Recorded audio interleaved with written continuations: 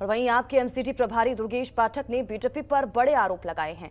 उनका कहना है कि एमसीडी पर 17 साल राज करने के बाद भी बीजेपी कर्मचारियों को सैलरी नहीं दे पा रही है।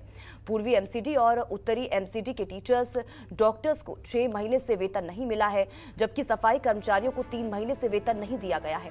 दुर्गेश पाठक ने वेतन का मुद्दा उठाते हुए बीजेपी नेताओं पर कई सवाल खड़े किए हैं।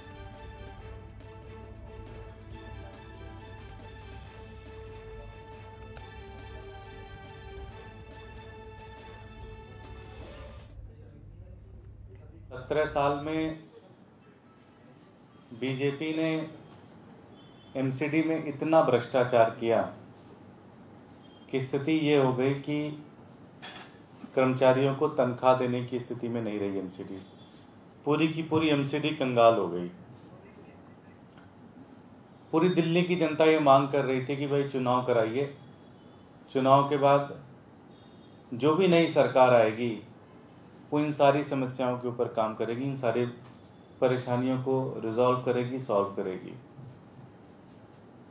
लेकिन चुनाव कराने के बजाय भारतीय जनता पार्टी ने एक नया सगुफा छोड़ा कि तीनों नगर निगम को एक करते हैं और एक करने के बाद अब कोई समस्या नहीं आएगी। दिल्ली की जनता को ये बताना बहुत ज़रूरी है कि एमसीडी के जो कर्मचारी हैं वो किस हालात में जी रहे हैं।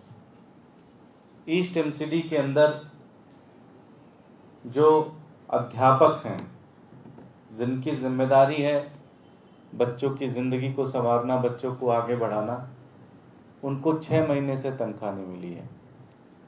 सफाई कर्मचारियों को 2 से 3 महीने से तनख्वाह नहीं मिली है।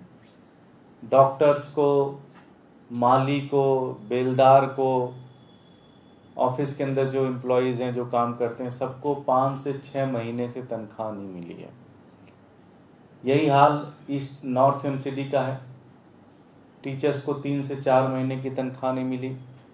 सफाई कर्मचारियों को लगभग 2 से 3 महीने की तनख्वाह नहीं मिली। डॉक्टर्स को तनख्वाह नहीं मिली, बेलदार को तनख्वाह नहीं मिली, ऑफिस के अंदर काम करने वाले लोगों को तनख्वाह नहीं मिली।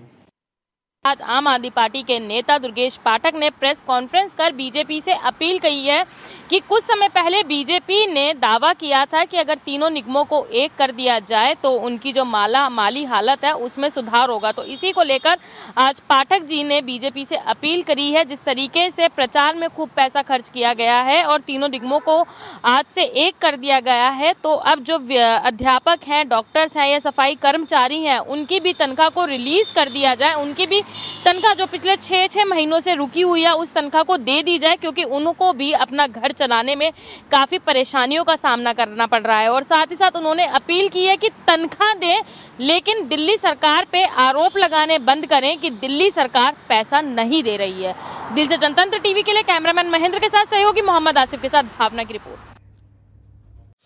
खबरों के निष्पक्ष विश्लेषण के लिए सब्सक्राइब करें जनतंत्र TV and press the bell icon. Never miss any update.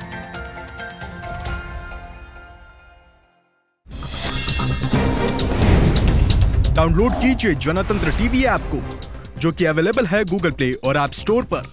अधिक जानकारी के लिए अभी डाउनलोड करें।